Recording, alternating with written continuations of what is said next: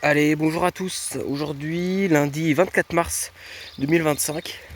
Voilà, je vous fais une vidéo ici où on va parler de la prospection au Mori en début de saison. Donc voilà, je vais vous donner tous mes conseils concernant la prospection de nouvelles places à Mori. Donc comment reconnaître une jolie zone à Mori, quand prospecter. Donc voilà, écoutez, je vous délivre tout ce que je sais sur ces prospections qui sont, ma foi, assez compliquées. Après générique, comme d'habitude.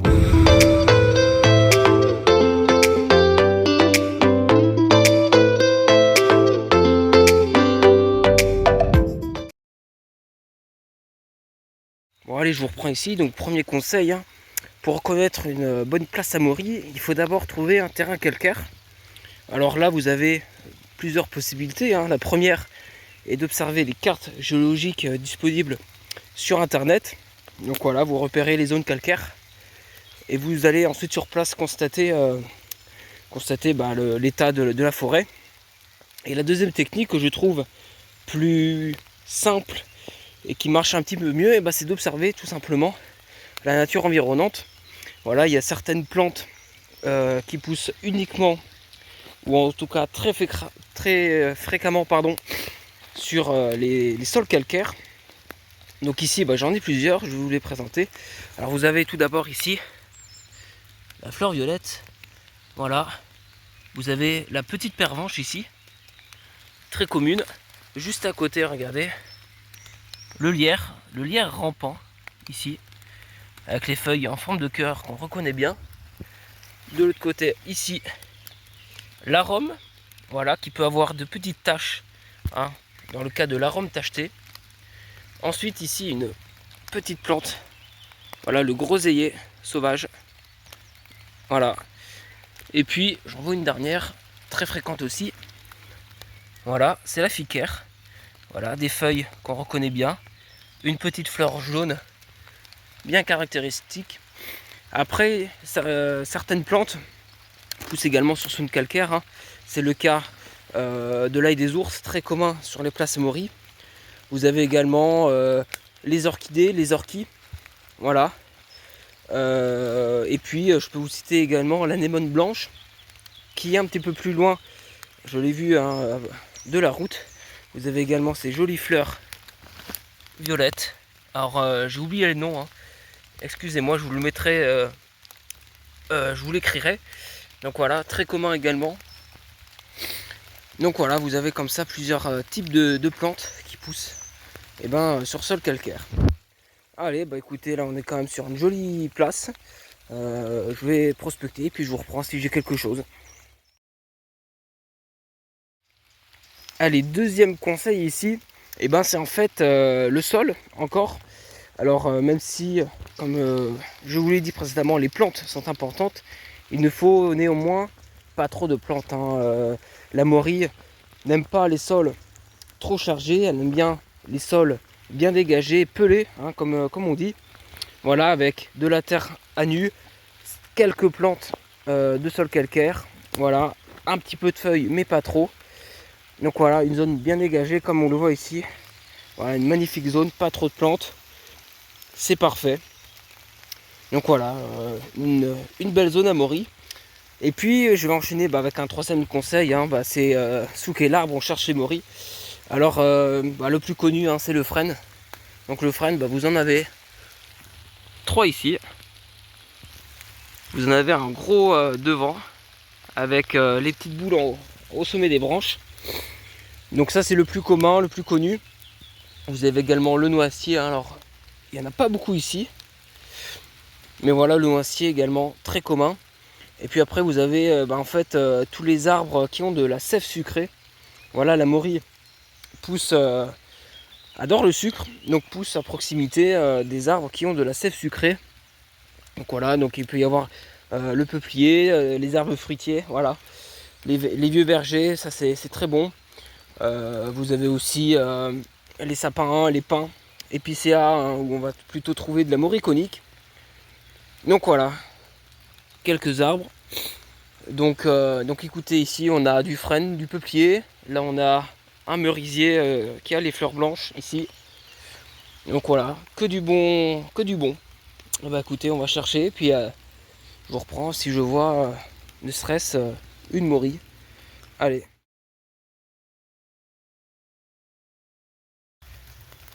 Alors quatrième conseil ici, regardez sur quoi je viens de tomber. Alors ce sont des petites pézises.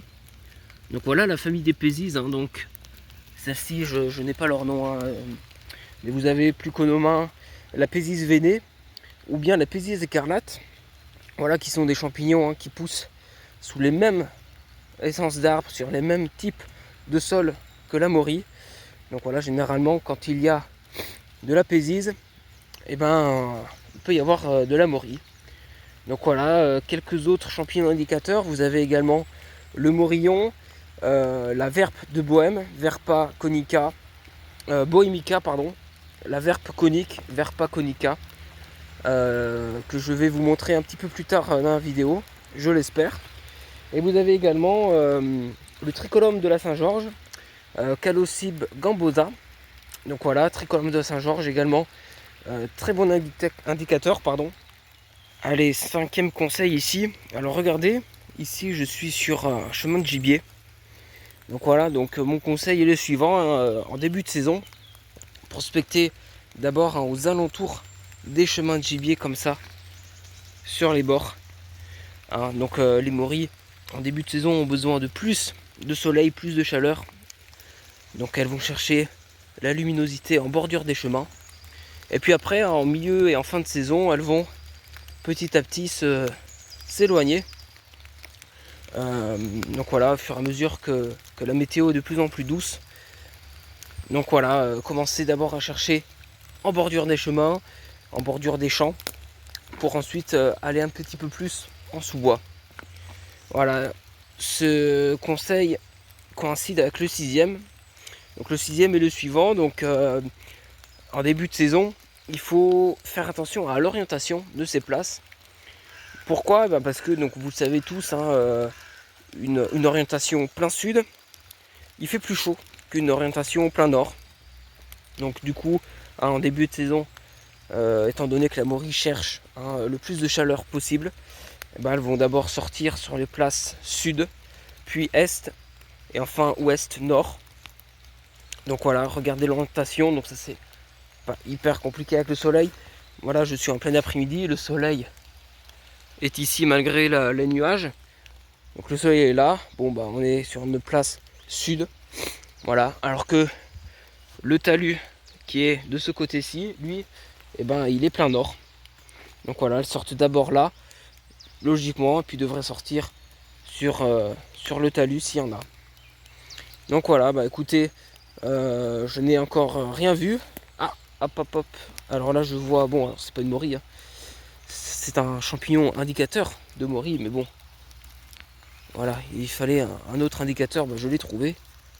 Regardez, hop là. Voilà.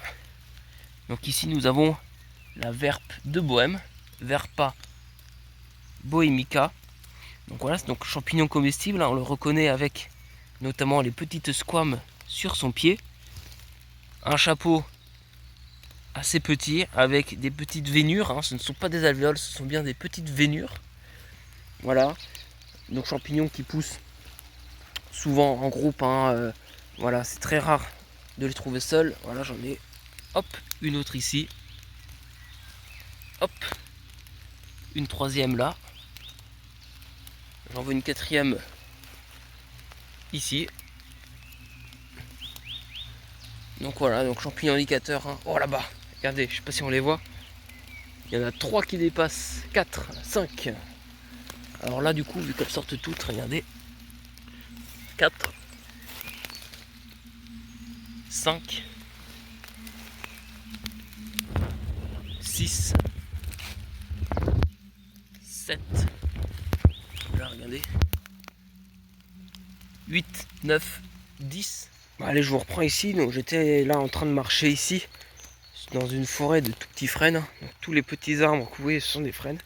Et là, je suis arrivé, regardez, sur un tronc, avec ici des oreilles de Judas. Si la caméra veut bien.